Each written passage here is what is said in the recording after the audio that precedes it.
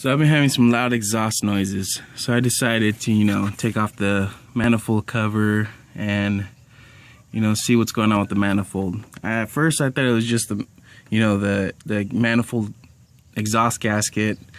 So I replaced the exhaust gaskets all around and take off the heat shield of the manifold, and this is what I find. Damn thing's barely hanging off, or barely hanging on rather.